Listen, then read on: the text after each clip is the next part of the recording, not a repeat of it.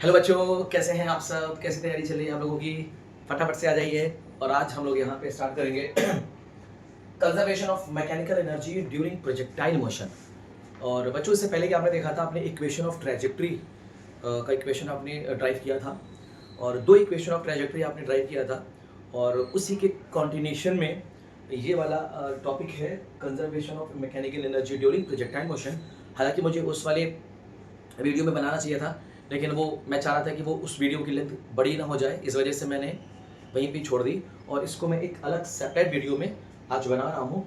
और आज की ही वीडियो में मैं आपको कंजर्वेशन ऑफ मोमेंटम भी बता दूंगा ड्यूरिंग प्रोजेक्टाइल मोशन, ठीक है। और साथ ही साथ मैं आपको बता दूंगा कि ड्यूरिंग प्रोजेक्टाइल मोशन की मोमेंटम का चेंज कितना होता है, ठीक है बच्चों। ओके, चलिए तो फिर स्टार्ट करते हैं। Conservation of mechanical energy during projectile motion, या फिर हम ऐसे कह सकते हैं कि ड्यूरिंग प्रोजेक्टाइल मोशन के दौरान किसी पार्टिकल की काइनेटिक एनर्जी क्या होती है एट द इंस्टेंट पे। किसी इंस्टेंट पे पार्टिकल की काइनेटिक एनर्जी क्या होती है, किस इंस्टेंट पे पार्टिकल की पोटेंशियल एनर्जी क्या होती है, और उस पर्टिकुलर इंस्टेंट पे kinetic energy plus potential energy का सम, जिसे हम मैकेनिकल एनर्जी बोलते हैं, वो कितना रहता है। क्या वो कांस्टेंट रहता है या वेरी करता है? चलिए चेक करते हैं, बने रहिए। तो चलिए फिर स्टार्ट कर रहे हैं। पहले तो हम लोग देख लेते हैं kinetic energy of the particle during its projectile motion. पूरे प्रोजेक्टाइल मोशन के दौरान पार्टिकल की काइनेटिक एनर्जी। तो काइनेटिक एनर्जी का पहले मैं तो एक बहुत ही अच्छा सा एक्सप्रेशन ड्राइव करने जा रहा हूँ। और उससे पहले कि अगर आप इस तरह के क्वेश्चंस कर पाते हैं, तब तो ये वीडियो आप लोगों के लिए बहुत ज़्यादा बेनिफिशियल नहीं है। अगर आप इस तरह के क्वेश्चंस नहीं कर पाते, तो फिर दोस्तों आप लोगों के लिए ये वाली वीडियो बहुत ही ज़्यादा इंपॉर्टेंट है। और प्रोजेक्टाइल मोशन में पार्टिकल की काइनेटिक एनर्जी या पोटेंशियल एनर्जी आपसे नीट में, जेईई मेंस में, और आपकी हाफ ईयरली या असेसमेंट में आपके टीचर्स आपके स्कूल में दे सकते हैं। अगर आप ये क्वेश्चन कर पाते हैं, जैसे a particle is projected with initial kinetic energy of 20 joule at an angle of projection is 60 degree. A particle is projected, किसी पार्टिकल को प्रोजेक्ट किया गया in xy plane,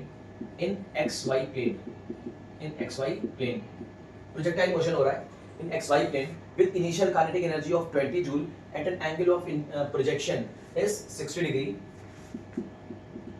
Find its kinetic energy at the highest point of projection. Projection के highest point पर, जिसको हम लोग H max बोलते हैं, उस पॉइंट पे पार्टिकल की काइनेटिक एनर्जी क्या होगी। तो बच्चों, अगर आपने इस तरह के क्वेश्चंस को सॉल्व किया है, तब तो नो डाउट आपके लिए बहुत ज़्यादा कुछ इसमें खास नहीं है। फिर भी अगर आपने इस तरह के क्वेश्चन सॉल्व नहीं किए हैं, और आप इस तरह के क्वेश्चंस नहीं कर पा रहे हैं कि पार्टिकल की इनिशियल काइनेटिक एनर्जी दी गई है, एंगल ऑफ प्रोजेक्शन दिया गया, और आपकी मैक्सिमम हाइट पे, मतलब हाईएस्ट पॉइंट ऑफ प्रोजेक्शन पे पार्टिकल की काइनेटिक एनर्जी अगर आपसे पूछ रहा है, तो अगर आप नहीं निकाल पा रहे हैं, तो फिर ये वाली वीडियो आपके लिए इंपॉर्टेंट हो सकती है। चलिए देखते हैं, बने रहिए। एक छोटा सा फॉर्मूला है, उस फॉर्मूले को अच्छी तरह से हम लोग पढ़ लेंगे विद प्रॉपर एक्सप्लेनेशन के साथ, विद प्रॉपर अंडरस्टैंडिंग के साथ। चलिए मान लेते हैं एक पार्टिकल ही प्रोजेक्टाइल मोशन कर रहा है सरफेस टू सरफेस, और एक पार्टिकल का मास है m, ठीक है, और ये ऐसे प्रोजेक्टाइल मोशन कर रहा है, ठीक है जी। ओके, तो लेट सपोज इस पार्टिकल को हमने u की वेलोसिटी से फेंका है, जो एंगल से थीटा का एंगल सस्टेन कर रहा है, और इस पार्टिकल का मास कितना है, m है। चलिए कुछ बातों को लिख लेते हैं। Let a particle of mass m is projected at an angle of theta with initial velocity u, okay, ठीक है। तब ये पार्टिकल m मास का पार्टिकल जब ये हाईएस्ट पॉइंट पर जाएगा, तो उसका मास तो चेंज नहीं होगा ना बच्चों, मास थोड़ा ना चेंज होगा, मास तो वही रहेगा। बहुत अच्छी बात है। तो आपको इस पॉइंट को हम a मान लेते हैं, इस पॉइंट को हम लेट b क्या मान लें, b मान लें। चलो इस पॉइंट को हम b मान लेते हैं, है ना। इस पॉइंट को हम बी कंसिडर कर लेते हैं, और इस पार्टिकल का तो मास m ही रहेगा, पार्टिकल का मास तो चेंज होगा नहीं, बहुत अच्छी बात है। तो हमें क्या निकालना है कि इस हाईएस्ट पॉइंट पर जब पार्टिकल हाईएस्ट प्रोजेक्शन करता है, मतलब प्रोजेक्टाइल मोशन की जो हाईएस्ट हाइट है उसमें पार्टिकल की काइनेटिक एनर्जी क्या होगी, इस पॉइंट पर आके पार्टिकल की काइनेटिक एनर्जी क्या होगी, अगर इनिशियल पार्टिकल की काइनेटिक एनर्जी ki है तो यहाँ पे ki क्या है, ki है पार्टिकल की initial kinetic energy at point A, और यहाँ पे पार्टिकल की काइनेटिक एनर्जी को हम मान लेते हैं फाइनल बोल देते हैं eight point B.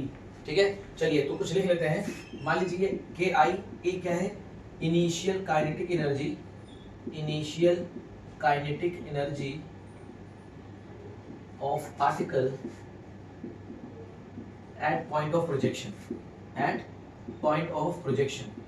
Point of projection एक ऐसा पॉइंट है जहां से पार्टिकल का प्रोजेक्टाइल मोशन स्टार्ट होता है। ठीक है, तो पॉइंट ऑफ प्रोजेक्शन क्या है हमारा, ए है पॉइंट ऑफ प्रोजेक्शन, और फाइनल काइनेटिक एनर्जी को हमने बी मान लीजिए फाइनल काइनेटिक एनर्जी है। ठीक है, तो मान लिया फाइनल काइनेटिक एनर्जी कितनी है, is the final kinetic energy of particle at its highest point of projection, इसको हमने मान लिया कोई पॉइंट बी है। ठीक है, अब मुझे एक बात बताइए बहुत ध्यान से, अगर एक पार्टिकल u स्पीड से फेंका जा रहा है जो थीटा के एंगल से सस्टेन कर रहा है, तो इस पार्टिकल का हॉरिजॉन्टल वेलोसिटी क्या होगी, u cos थीटा, मतलब स्पीड क्या होगी, हॉरिजॉन्टल स्पीड कितनी होगी, u cos थीटा, वेलोसिटी क्या होगी, u cos theta i cap, और इसकी वर्टिकल स्पीड क्या होगी, u sin थीटा। इसमें तो कोई कंफ्यूजन नहीं है, बहुत ही बढ़िया। तो आप मुझे बताइए पार्टिकल की हॉरिजॉन्टल स्पीड है u cos थीटा, पार्टिकल की वर्टिकल स्पीड है u sin थीटा, और पार्टिकल है m मास का। तो अगर आपसे मैं पूछूं बताइए पार्टिकल की इनिशियल काइनेटिक एनर्जी क्या होगी, तो आप मुझे क्या बताएंगे। आपको पता है कि काइनेटिक एनर्जी का फॉर्मूला होता है 1/2 मास इनटू स्पीड स्क्वायर। क्या होता है, स्पीड का स्क्वायर। तो बच्चों स्पीड क्या है, u, यहाँ पे वेलोसिटी नहीं लेंगे, यहाँ पे स्पीड लेंगे, इस बात का ध्यान रखिएगा। तो मैं आपसे कुछ बताइए पार्टिकल की initial kinetic energy at the point of projection भी कितनी होगी, आप बताएंगे सर 1/2 mu², इक्वेशन मान के छोड़ देगा। ये u क्या है बेटा, ये है speed of the particle in xy plane, xy plane में पार्टिकल की इनिशियल स्पीड है। देख लीजिए u क्या है, initial speed of particle in xy plane, xy plane में पार्टिकल की इनिशियल स्पीड है। ठीक है, बहुत अच्छी बात है। तो इसकी इनिशियल काइनेटिक एनर्जी क्या होगी, 1/2 mu²। अब मुझे एक बात बताइए बहुत ही ध्यान से, पार्टिकल की इस पॉइंट बी पर स्पीड क्या होगी, क्योंकि हमें काइनेटिक एनर्जी निकालना है, और काइनेटिक एनर्जी के फॉर्मूले में स्पीड जरूर आता है, मास तो कांस्टेंट रहेगा, स्पीड आता है। अब आप मुझे बताइए पार्टिकल की इस पॉइंट बी पर स्पीड क्या होगी। आपको बच्चों बताया है जब कोई प्रोजेक्टाइल या कोई पार्टिकल m मास का जब हाईएस्ट पॉइंट पर पहुंचता है तो इसकी वर्टिकल वेलोसिटी या वर्टिकल स्पीड कितनी हो जाती है, 0। वर्टिकल स्पीड कितनी हो जाती है, 0। पर हॉरिजॉन्टल स्पीड क्या होती है, जो इनिशियल थी, इनिशियल कितनी है, u cos थीटा। बोलो है कि नहीं। इसका मतलब इस पॉइंट बी पे पार्टिकल के पास सिर्फ एक स्पीड है, कौन सी स्पीड है, हॉरिजॉन्टल स्पीड, क्योंकि वर्टिकल स्पीड तो 0 हो चुकी है। तो हॉरिजॉन्टल स्पीड कितनी है, u cos थीटा। मेरी बात समझ में आ गई। अच्छा ऐसा क्यों है, आपको मैंने बताया है कि ड्यूरिंग प्रोजेक्टाइल मोशन में पार्टिकल की हॉरिजॉन्टल स्पीड क्या रहती है, कांस्टेंट। तो अगर horizontal speed u cos theta इस पॉइंट ऑफ प्रोजेक्शन पे है, तो यहाँ पे भी इसकी स्पीड क्या होगी, u cos थीटा होगी। यहाँ पे भी इसकी स्पीड क्या होगी, u cos थीटा। यहाँ पे भी स्पीड क्या होगी, u cos थीटा। इस पॉइंट पे भी स्पीड क्या होगी, u cos theta. At every point on the projectile motion या at every point on this path the horizontal speed remains constant, I mean the horizontal velocity remains constant। ठीक है बच्चों, तो अगर इसकी u cos थीटा यहाँ पे horizontal speed है, तो यहाँ की स्पीड क्या होगी, u cos थीटा ही रहेगी। तो आप बस बता दीजिए, क्योंकि पॉइंट बी पे पार्टिकल के पास एक ही स्पीड है, u cos theta, vertical speed तो 0 हो चुकी है। तो मैं बताइए पार्टिकल की final kinetic energy at point B पे कितनी होगी, 1/2 mass into u cos theta का स्क्वायर। बोलो ठीक है, बहुत बढ़िया। अभी काम करते हैं, इसको थोड़ा सा ब्रेक करते हैं। 1/2 mu² cos स्क्वायर थीटा, और यहाँ से आप कर सकते हैं final kinetic energy at point B is equals to 1/2। अच्छा एक बात बताइए, ये 1/2 mu² ये क्या है, 1/2 mu² इनिशियल काइनेटिक एनर्जी दिख रहा है क्या, ये 1/2 mu² क्या है, इनिशियल काइनेटिक एनर्जी। तो क्या मैं यहाँ पे इनिशियल काइनेटिक एनर्जी लिख दूँ multiply by cos square theta, हो गया फॉर्मूला आपके सामने, बहुत ही जबरदस्त वाला, नोट कर लीजिए, एक फॉर्मूला है। तो अगर मैक्सिमम हाइट पर या मैक्सिमम हाइट ऑफ प्रोजेक्शन पे पार्टिकल की काइनेटिक एनर्जी निकालना है, और अगर आपको पार्टिकल की initial kinetic energy at the point of projection पे पता है और एंगल ऑफ प्रोजेक्शन पता है, तो आप पार्टिकल की काइनेटिक एनर्जी बहुत ही आराम से निकाल सकते हैं। अब आप देखिए, आपका जो क्वेश्चन था, इससे पहले मैंने जो आपसे क्वेश्चन पूछा था, आपने क्वेश्चन नोट किया होगा, उस क्वेश्चन में पार्टिकल की इनिशियल काइनेटिक एनर्जी दी गई थी। पार्टिकल की इनिशियल काइनेटिक एनर्जी कितनी थी? 20 जूल थी। और पार्टिकल का क्या दिया गया था? पॉइंट ऑफ प्रोजेक्शन थीटा दिया गया था 60 डिग्री। और आपसे क्या पूछा गया था? Eight the highest point of projection, eight the highest point of projection पे, मान लीजिए फाइनल था वो, आपसे हाईएस्ट पॉइंट ऑफ प्रोजेक्शन पे पार्टिकल की काइनेटिक एनर्जी पूछ रहा था। तो डायरेक्ट फॉर्मूला आप यहाँ पे लगा सकते हैं बच्चों, ठीक है। तो बताइए, हाईएस्ट पॉइंट ऑफ प्रोजेक्शन मान लेते हैं बी पॉइंट है, उस पे काइनेटिक एनर्जी कितनी होगी? Initial kinetic energy multiply by cos square theta. Initial kinetic energy कितनी है? 20 जूल, मल्टीप्लाई बाय थीटा कितना है? 60 डिग्री। तो cos स्क्वायर 60 डिग्री, और cos 60 की वैल्यू होती है 1/2, क्योंकि स्क्वायर है तो 1/4 कर देंगे। तो ये आपका हो जाएगा 20 multiply by 1/4, it comes out to be 5 joule. तो पार्टिकल की हाईएस्ट पॉइंट ऑफ प्रोजेक्शन पे काइनेटिक एनर्जी कितनी निकल आएगी? 5 जूल आ जाएगी। कितना इजी क्वेश्चन है बताइए, है नहीं इजी? तो फटाफट से इसको आप नोट कर लीजिए, ये बहुत ही ज्यादा इंपॉर्टेंट है। तो आप इसको मान लीजिए इक्वेशन नंबर 2 मानकर आप इसको छोड़ सकते हैं। तो यहाँ पे आप देख रहे हैं पार्टिकल की highest point of projection B पे काइनेटिक एनर्जी कितनी है? 1/2 mu² cos स्क्वायर थीटा, ठीक है। चलिए, अब हम इसी हाईएस्ट पॉइंट पर पार्टिकल की पोटेंशियल एनर्जी निकालने वाले हैं, क्योंकि पार्टिकल ने जिस काइनेटिक एनर्जी के साथ गया था, पार्टिकल जिस काइनेटिक एनर्जी के साथ यहाँ पे गया था, तो यहाँ पे आते आते इसकी फाइनल काइनेटिक एनर्जी कितनी हो गई? ये हो गई, और साथ ही साथ यहाँ पे इसकी पोटेंशियल एनर्जी भी आ जाएगी। यहाँ पे इसके पास क्या आ जाएगी? पोटेंशियल एनर्जी भी आ जाएगी दोस्तों। तो हम ये देखना चाहते हैं कि पॉइंट बी पे पार्टिकल के पास पोटेंशियल एनर्जी कितनी आ रही है।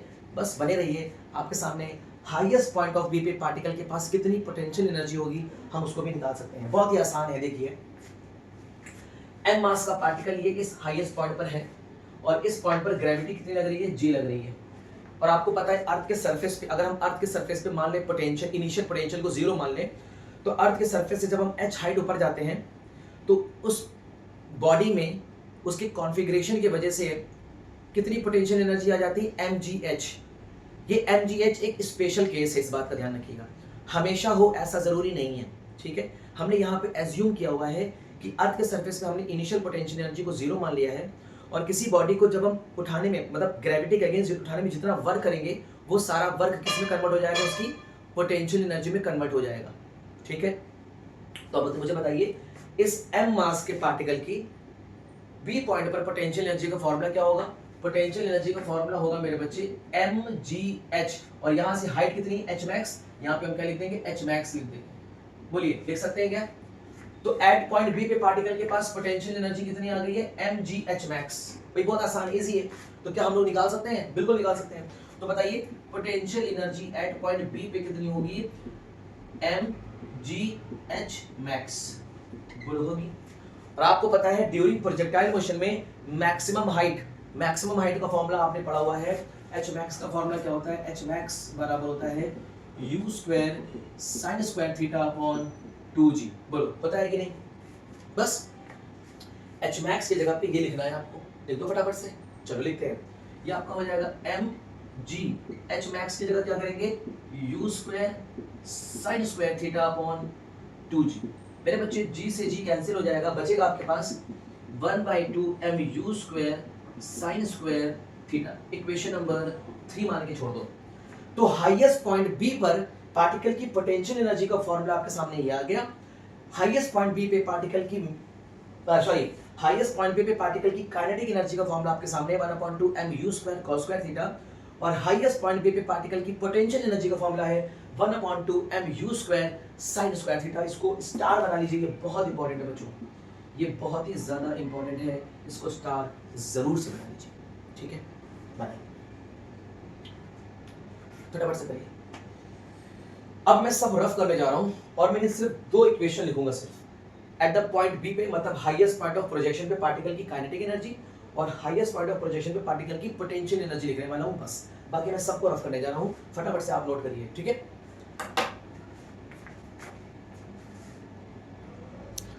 तो बेटा हाईएस्ट पॉइंट बी पे, हाईएस्ट पॉइंट ऑफ प्रोजेक्शन पे पार्टिकल की काइनेटिक एनर्जी कितनी आ गई थी? 1/2 mu² cos square theta. Am I correct? Very good, equation number 1। और highest point of projection B पे पार्टिकल की पोटेंशियल एनर्जी कितनी आ गई थी? 1/2 mu² sin स्क्वायर थीटा। अच्छा, sin स्क्वायर थीटा को अपन क्या लिख सकते हैं? बहुत ध्यान से देखना, 1/2 mu² इन ब्रैकेट क्या लिख सकते हैं? 1 - u cos स्क्वायर थीटा। बोलो, कर सकते हैं? बिल्कुल कर सकते हैं, क्यों नहीं कर सकते? ओके, आराम से, कोई दिक्कत नहीं। अब आप मुझे एक बात बताइए, बहुत ही ज़्यादा इंपॉर्टेंट बात बताइए। तो यहीं पे अगर मैं इसको छोड़िए, इसको बहुत ज़्यादा कुछ करने की वैसे ज़रूरत नहीं पड़ेगी, इसको बहुत ज़्यादा कुछ करने की ज़रूरत नहीं पड़ेगी। अब आप इसमें ही थोड़ा सा देखिए, इसी में ही आप थोड़ा देख लीजिए, आपको समझ में आ जाएगा। अभी आपने एक बढ़िया सा रिलेशन बनाया। क्या रिलेशन बनाया? आपने बनाया था kinetic energy at the highest point of B is equal to initial kinetic energy multiply by cos square theta. ये फॉर्मूला बनाया था आपने, बनाया था। अब हाईएस्ट पॉइंट ऑफ प्रोजेक्शन पे पार्टिकल की पोटेंशियल एनर्जी का फॉर्मूला भी आप बना सकते हैं, क्योंकि 1/2 mu² क्या इनिशियल काइनेटिक एनर्जी है, multiply by sin square theta, multiply by sin square theta. तो बेटा ये दो फॉर्मूले आप अच्छी तरह से याद रखेंगे। क्या दो फॉर्मूले आप अच्छी तरह से याद रखेंगे? बिल्कुल याद रखेंगे सर, कोई दिक्कत नहीं है, बिल्कुल याद रखेंगे। नोट करिए, पार्टिकल की हाईएस्ट पॉइंट ऑफ प्रोजेक्शन पे काइनेटिक एनर्जी का फॉर्मूला हो गया initial kinetic energy multiply by cos square theta. Highest point पे पार्टिकल की पोटेंशियल एनर्जी का फॉर्मूला है kinetic energy multiply by sin square theta. अब आपको पता होना चाहिए एट द हाईएस्ट पॉइंट पे पार्टिकल की मैकेनिकल एनर्जी क्या होगी। आपको पता है मैकेनिकल एनर्जी का फॉर्मूला होता है kinetic energy plus potential energy. अब मैं किस पॉइंट पे बात कर रहा हूँ? हाईएस्ट पॉइंट पर, और हाईएस्ट पॉइंट कौन सा है? बी। तो mechanical energy of the particle at the highest point B is equal to kinetic energy of the particle at the highest point plus potential energy of the particle at the highest point. Now tell me the kinetic energy of the particle at the highest point 1/2 mu² cos square theta. So 1/2 mu² cos square theta plus potential energy at the highest point is 1/2 mu², 1/2 mu² sin square theta. अब यहाँ से आप 1/2 mu² को common ले लीजिए, अंदर बचेगा sin square theta plus cos square theta. बोलिए बेटा, क्लियर है? कोई दिक्कत नहीं? अच्छा, sin square theta plus cos square theta कितना होता है? 1 होता है ना। तो बताओ पार्टिकल की मैकेनिकल एनर्जी क्या आ जाएगी एट पॉइंट बी पे? 1/2 mu²। और आप देखो 1/2 भी कांस्टेंट है, पार्टिकल का मास भी कांस्टेंट है, और पार्टिकल की इनिशियल स्पीड भी कांस्टेंट है। पार्टिकल की u क्या है? Initial speed at the point of projection में, वो भी कांस्टेंट है। मतलब ये सारी क्वांटिटी क्या है? कांस्टेंट है। तो क्या मैं यहाँ पे लिख सकता हूँ कांस्टेंट?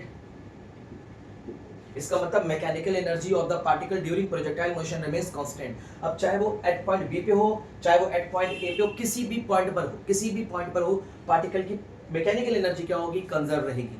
जैसे फॉर एग्जांपल आपसे कहा गया कि बताइए पार्टिकल की इस पॉइंट पर काइनेटिक एनर्जी क्या होगी, तो आप बताएंगे 1/2 mu²। बताइए पार्टिकल की इस पॉइंट पर काइनेटिक मैकेनिकल एनर्जी क्या होगी, तो आप बताएंगे सर 1/2 mu²। बताइए पार्टिकल की इस पॉइंट पर मैकेनिकल एनर्जी क्या होगी? 1/2 mu²। मतलब पूरे प्रोजेक्टाइल मोशन के दौरान पार्टिकल की मैकेनिकल एनर्जी क्या है? कंजर्व है। और वो किस पे डिपेंड कर रही है? मास पे और इनिशियल स्पीड पे। अगर आपको मास पता है, इनिशियल स्पीड पता है, तो पार्टिकल की मैकेनिकल एनर्जी पूरे रास्ते में कहीं भी निकाल सकते हैं, और हर जगह क्या होगी? कांस्टेंट। वही लिखा गया है conservation of mechanical energy during projectile motion. इसका मतलब projectile motion follow the conservation of energy. Projectile motion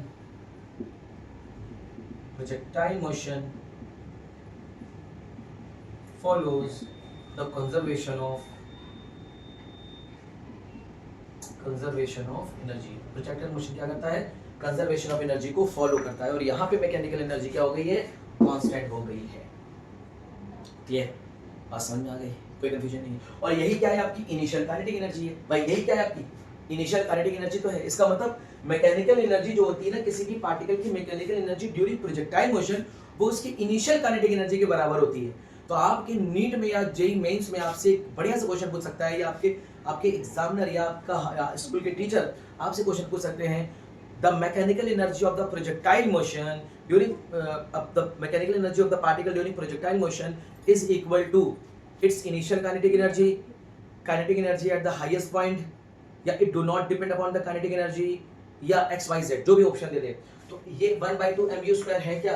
ये पार्टिकल की इनिशियल काइनेटिक एनर्जी तो है, ये पार्टिकल की क्या इनिशियल काइनेटिक एनर्जी, तो याद रखिएगा mechanical energy of the particle eight every point during projectile motion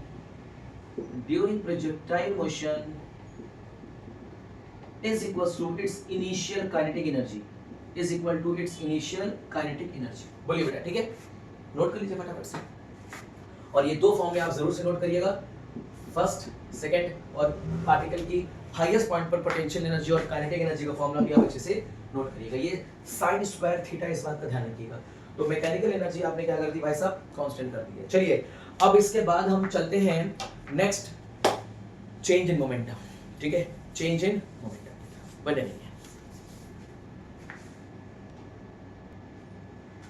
हाँ बेटा, तो चलिए नेक्स्ट हमारा क्या है, change in momentum, change in linear momentum delta P and conservation of linear momentum,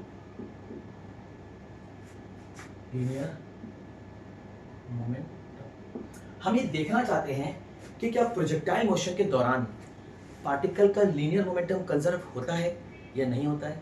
ठीक है, लेट्स चेक करते हैं। कंजर्व का मतलब होता है कांस्टेंट। हमें देखना है क्या पूरे रास्ते में पार्टिकल का मोमेंटम कंजर्व होता है, क्या कांस्टेंट होता है, जैसे मैकेनिकल एनर्जी कांस्टेंट थी। चलिए चेक करते हैं। उससे पहले हम लोग निकालेंगे चेंज इन लीनियर मोमेंटम। ठीक है बच्चे, तो चलिए प्रोजेक्टाइल मोशन थोड़ा सा बना लेते हैं। तो मान लीजिए आपने वही surface to surface projectile motion कर रहे हैं, एक पार्टिकल को आपने ऐसे फेंका और पार्टिकल ये ऐसे जाकर गिर गया। ठीक है, ठीक है, तो मान लीजिए आपने इसको u की वेलोसिटी से फेंका है और ये इंक्लिनेशन मतलब एंगल ऑफ प्रोजेक्शन कितना बना रहा है, हॉरिजॉन्टल से थीटा बना रहा है। ठीक है, चलो अब आपको पता है कि इस पार्टिकल की वेलोसिटी के दो कंपोनेंट्स निकलेंगे, दो रिजोल्यूशन होंगे, हॉरिजॉन्टल वर्टिकल। तो बना लो, हॉरिजॉन्टल क्या होगा u cos थीटा और वर्टिकल क्या होगा u sin थीटा। कोई दिक्कत नहीं। जैसे ही m मास का प्रोजेक्टाइल ऐसे जाकर इस पॉइंट पर आएगा, इसकी वेलोसिटी की डायरेक्शन क्या हो जाएगी v। सेम सरफेस पे या सेम लेवल पे अगर कोई पार्टिकल u की वेलोसिटी से फेंका जा रहा है और इस पॉइंट पर अगर सेम ग्राउंड पर आ जाएगा तो उसकी वेलोसिटी चेंज हो जाएगी, लेकिन स्पीड चेंज नहीं होती है। इस बात का ध्यान रखिएगा, वेलोसिटी चेंज हो जाएगी लेकिन बेटा स्पीड चेंज नहीं होगी। ये पार्टिकल जो भी वेलोसिटी सब ऐसे जा रहा है, हॉरिजॉन्टल से कितना एंगल बनाएगा, हॉरिजॉन्टल से उतना ही एंगल बनाएगा जितना इनिशियल बन रहा था, थीटा का एंगल बन रहा था। अब इस बार वेलोसिटी का ये कंपोनेंट क्या हो जाएगा v cos थीटा और ये कंपोनेंट क्या हो जाएगा v sin थीटा। बोलो ठीक है। तो अब मैं तुमसे अगर पूछूं बताओ इनिशियल वेलोसिटी वेक्टर क्या होगा, तो आप क्या बताओगे, इनिशियल वेलोसिटी वेक्टर बराबर हो जाएगा u cos theta i cap plus u sin theta j cap. इसमें कोई दिक्कत नहीं है, बहुत अच्छी बात है, इतनी बात समझ में आ गई। अच्छा मैं आपसे पूछूं बताओ पार्टिकल का इनिशियल मोमेंटम क्या होगा, इनिशियल मोमेंटम।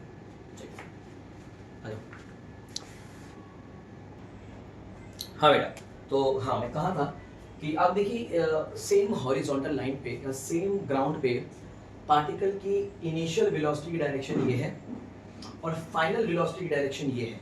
अब वेलोसिटी की क्योंकि डायरेक्शन चेंज हो रही है इस वजह से वेलोसिटी तो इक्वल नहीं है। तो याद रखिएगा initial velocity can not be equal to final velocity.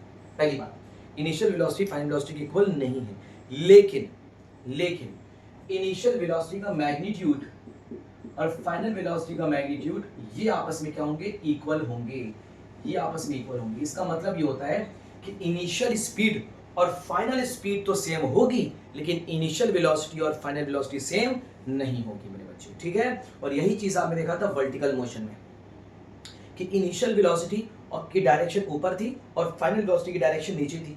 तो इनिशियल वेलोसिटी और फाइनल वेलोसिटी की डायरेक्शन अलग होने की वजह से इनिशियल वेलोसिटी और फाइनल वेलोसिटी सेम नहीं थी लेकिन स्पीड सेम थी। ठीक है, क्योंकि स्पीड को डायरेक्शन से कोई लेना देना नहीं है। चलिए, तो आपने इनिशियल वेलोसिटी निकाल दी at the point of projection पे। अब बताइए पार्टिकल की फाइनल वेलोसिटी क्या होगी, तो आप बताएंगे सर ये होगी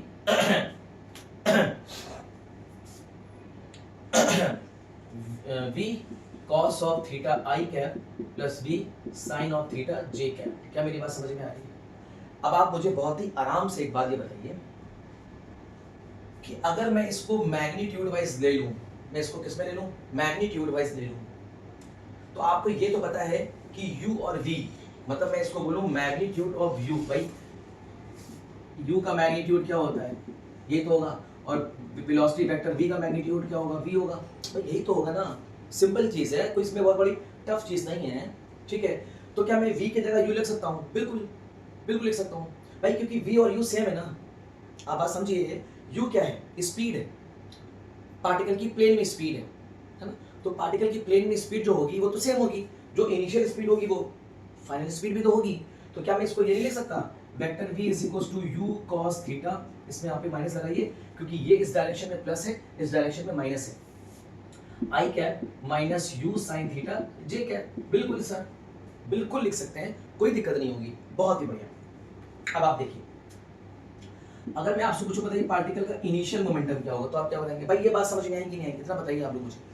देखो, इनिशियल वेलोसिटी वेक्टर का मतलब हो गया magnitude of initial velocity vector जो कि स्पीड के बराबर है, और फाइनल वेलोसिटी वेक्टर मतलब हो गया फाइनल स्पीड। और आपको पता है इनिशियल स्पीड और फाइनल स्पीड इक्वल है, तो हम u को v के बराबर तो कर सकते हैं, लेकिन वेक्टर u को कभी वेक्टर v के बराबर नहीं कर सकेंगे। इस बात का ध्यान रखिएगा, u और v तो इक्वल है। Initial speed is equal to final speed. Initial speed और फाइनल स्पीड आपस में इक्वल है मेरे बच्चे, बट इनिशियल वेलोसिटी और फाइनल वेलोसिटी इक्वल नहीं है। इस बात का ध्यान रखिए, यहाँ पे u क्या होता है? स्पीड होता है। हम इस v की जगह पे u कर सकते हैं, बिल्कुल। हम इस v की जगह पे u कर सकते हैं, बिल्कुल कर सकते हैं, ठीक। चलिए, इनिशियल मोमेंटम क्या होगा? मास इनटू इनिशियल वेलोसिटी, और ये हो जाएगा m, u दिया गया है आपका ब्रैकेट में u cos theta i cap plus u sin theta j cap. इसमें कोई कंफ्यूजन नहीं है। तो बताइए इनिशियल मोमेंटम क्या हो जाएगा आपके साथ? भाई मोमेंटम का फॉर्मूला बताया ना आप लोगों को, मास इनटू वेलोसिटी। मोमेंटम का फॉर्मूला बताया ना, मास इनटू वेलोसिटी होता है, बहुत इंपॉर्टेंट फॉर्मूला, याद रखिएगा। अभी इसको डिस्कस करेंगे, लॉज ऑफ मोशन में भी डिस्कस करेंगे, है। तो इसको मल्टीप्लाई करिए, ये हो जाएगा mu cos theta i cap plus mu sin theta j cap. Equation number 1 मान के उसको आप छोड़ दीजिए। इसी तरह से अब आपको निकालना पड़ेगा फाइनल मोमेंटम। भाई बॉडी का मास अगर यहाँ पे m है, तो यहाँ पे भी तो बॉडी का मास m होगा। बॉडी का मास थोड़ी ना चेंज होगा, किसी पार्टिकल का मास चेंज नहीं होता। तो बताइए इसका फाइनल मोमेंटम क्या हो जाएगा? भाई फाइनल मोमेंटम क्या हो जाएगा? मास इनटू फाइनल वेलोसिटी, और फाइनल वेलोसिटी कितनी है आपके सामने है? क्या है? m ब्रैकेट में u cos theta i cap minus u sin theta j cap. इसमें कोई कंफ्यूजन नहीं है सर, समझ में आ गई बात? क्लियर है? कोई कंफ्यूजन तो नहीं है? हाँ ठीक है। चलो अब इसको आप जरा क्या करो, अंदर मल्टीप्लाई करो, तो mu cos theta i cap minus mu sin theta j cap. Equation number 2 मान के छोड़ दीजिए। आपको पता है चेंज इन मोमेंटम का फॉर्मूला क्या होता है? चेंज इन मोमेंटम वेक्टर का फॉर्मूला होता है final momentum minus initial momentum, यही तो होता है। अब फाइनल मोमेंटम आपको दिया गया है, इनिशियल मोमेंटम आपको दिया गया है, ये फाइनल मोमेंटम है और ये आपके सामने इनिशियल मोमेंटम। उठा के पुट करिए, तो पहले देखो फाइनल मोमेंटम क्या लिखोगे?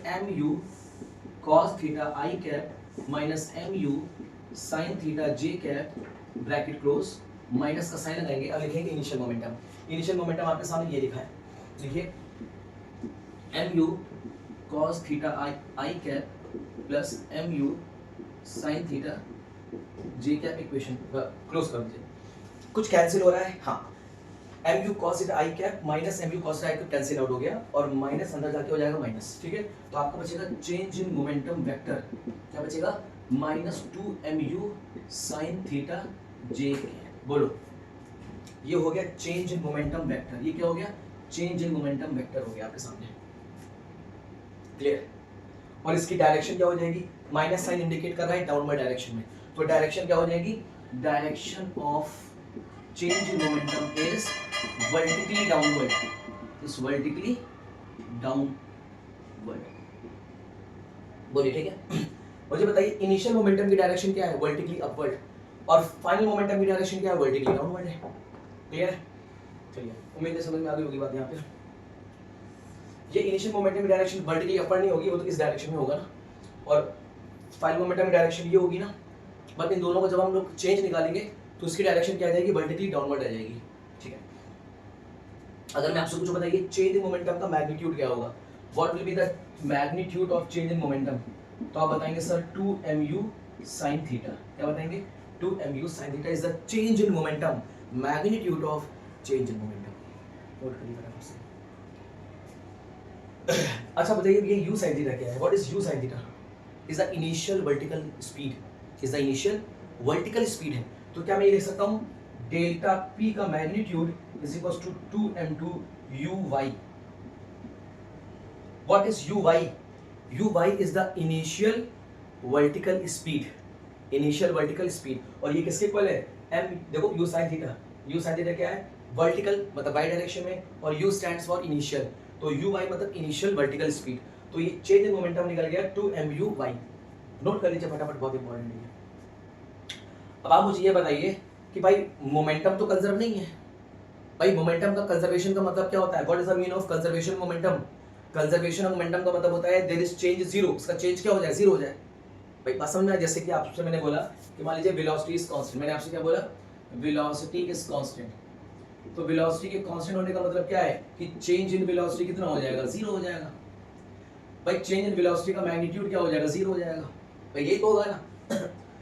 अब ये तो अगर वेलोसिटी कांस्टेंट होती तभी तो इसका चेंज जीरो होता है, लेकिन यहाँ पे इसका मोमेंटम का चेंज क्या है? जीरो नहीं है।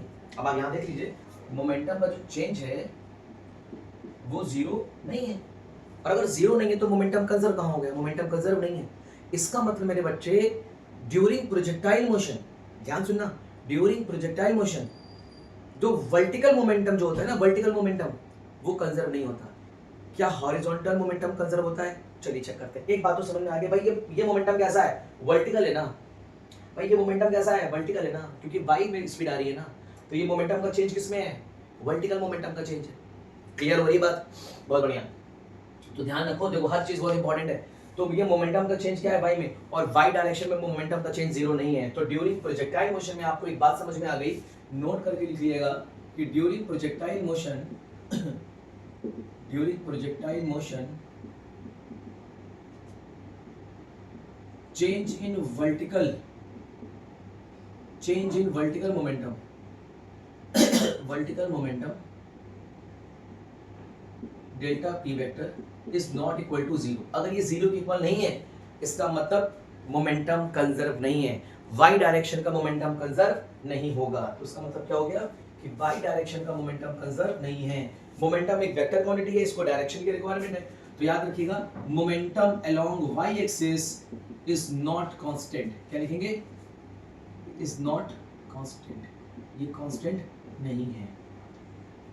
Momentum along Y axis is not constant. अगर मोमेंटम वाई अलोंग कांस्टेंट नहीं है इसका मतलब ये हो गया कि momentum do not conserve during projectile motion, क्योंकि प्रोजेक्टाइल मोशन में पार्टिकल वाई में भी आगे बढ़ रहा है और एक्स में भी आगे बढ़ रहा है। बोलो है कि नहीं? चलो चेक करते हैं कि पार्टिकल का हॉरिजॉन्टल मोमेंटम कांस्टेंट है क्या। तो मुझे बताओ पार्टिकल का, अगर मैं तुमसे पूछूं पार्टिकल का इनिशियल हॉरिजॉन्टल मोमेंटम क्या होगा तो तुम क्या बताओगे? बहुत ध्यान से बताना। पार्टिकल का हॉरिजॉन्टल एक्स इनिशियल मोमेंटम क्या होगा? तुम बताओगे सर, अगर मैं पूछ रहा हूँ वेक्टर फॉर्म में तो तुम बताओगे sir M U cos theta आई कैप। बहुत अच्छी बात है, बहुत अच्छी बात है। बताओ पार्टिकल का final momentum along X axis क्या हो जाएगा? सर बताओगे सर वो भी एम यू कॉस थीटा आई कैप होगा। अरे यार देखो ना, पार्टिकल का हॉरिजॉन्टल मोमेंटम कितना हो जाएगा? एम यू कॉस थीटा आई कैप, और v और u आपस में इक्वल है तो क्या मैं v की जगह u कर सकता हूँ, u cos थीटा। जब पार्टिकल की हॉरिजॉन्टल वेलोसिटी चेंज नहीं हो रही है, जब पार्टिकल की हॉरिजॉन्टल वेलोसिटी चेंज नहीं हो रही है तो मोमेंटम कैसे चेंज हो जाएगा? आप बहुत ही बेसिक चीजें सोचिए, आपको थोड़ा देखिए, थोड़ा सा कॉन्सेप्ट लगाना पड़ेगा बच्चों, ठीक है? थोड़ा सा कॉन्सेप्ट लगाना पड़ेगा। तो change in momentum along X axis क्या हो जाएगा? Momentum, final momentum along X axis minus initial momentum along X axis. तो final momentum along X axis कितना है? एम यू कॉस थीटा आई cap minus M U cos theta आई cap. Cancel out होगी, कितना हो गया? इसका मतलब change in momentum along X axis is zero. इसका मतलब समझ गए? इसका मतलब ये हो गया कि ड्यूरिंग प्रोजेक्टाइल मोशन के दौरान पार्टिकल का हॉरिजॉन्टल मोमेंटम तो कंजर्व है बट वर्टिकल मोमेंटम कंजर्व नहीं है। ये बात समझ में आ गई? यहां से देखो वर्टिकल मोमेंटम जीरो नहीं था लेकिन change in horizontal component, change in horizontal component zero आ रहा है, बट यहां पे change in vertical component zero नहीं है। इसका मतलब हॉरिजॉन्टली पार्टिकल का मोमेंटम तो कंजर्व है। ठीक है, इसका मतलब हो गया momentum along X axis is conserved, तो ये बहुत ही बेसिक स्टेटमेंट वाइज क्वेश्चंस बनते हैं बच्चों, पढ़ लेना, रट लेना और सारी चीजें सिर्फ कर लेना।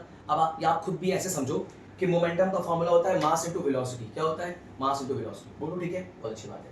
मास कांस्टेंट है। हॉरिजॉन्टल में मैंने बताया ड्यूरिंग प्रोजेक्टाइल मोशन के दौरान पार्टिकल की जो हॉरिजॉन्टल वेलोसिटी होती है वो होती है कांस्टेंट।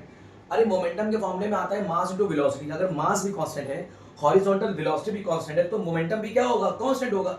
और अगर मोमेंटम कांस्टेंट का मतलब होता है मोमेंटम इज कंजर्व। इस वजह से कहा जाता है कि पार्टिकल के एक्स एक्सिस का जो मोमेंटम होगा, पार्टिकल का जो एक्स एक्सिस का मोमेंटम होगा वो क्या होगा? कंजर्व होगा। ठीक है, और पार्टिकल के वाई एक्सिस का मोमेंटम कंजर्व नहीं होगा। तो मोटा मोटा ये कहा गया कि जब एक एक्सिस का मोमेंटम कंजर्व नहीं है और एक एक्सिस का मोमेंटम कंजर्व है, तो इसका मतलब पूरे प्रोजेक्टाइल मोशन का मोमेंटम कंजर्व नहीं है। तो आप यहाँ पे क्या लिखेंगे? आप यहाँ लिखेंगे during projectile motion, during projectile motion linear momentum is not conserved, conserve नहीं होता। ठीक है, तो होप सो कि यहाँ तक चीजें और बातें दोनों आपको समझ में आ गई होंगी। तो यहाँ पे हमने 3 इंपॉर्टेंट टॉपिक्स कवर किए हैं। Equation of trajectory, kinetic energy, potential energy and mechanical energy of the particle during projectile motion and change in momentum and conservation of linear momentum during projectile motion. और हमने ये देखा कि projectile motion के दौरान particle का momentum conserve नहीं है। हाँ, लेकिन अगर देखा जाए वाई एक्सिस के अलोंग, तो वाई एक्सिस के अलोंग मोमेंटम कंजर्व नहीं है। और वो कितना मोमेंटम है? Change momentum is 2m uy। But horizontal momentum कैसा है? कंजर्व। इसलिए change in momentum along X axis कितना आ रहा है? 0 आएगा। ठीक है, होप सो कि आपको यहाँ पे बातें समझ में आ गई होंगी। उम्मीद है कि चीजें समझ में आ गई होंगी। अब थोड़ा सा हम इंपॉर्टेंट चीजें समझाएंगे आपको कि प्रोजेक्टाइल मोशन में कुछ अच्छे केसेस बनते हैं। क्या बनते हैं? अच्छे केसेस बनते हैं। कुछ इंपॉर्टेंट क्वेश्चंस आते हैं, कुछ इंपॉर्टेंट चीजें हम लोग यहाँ पे डिस्कस करेंगे। बने रहिए, कहीं मत जाइएगा।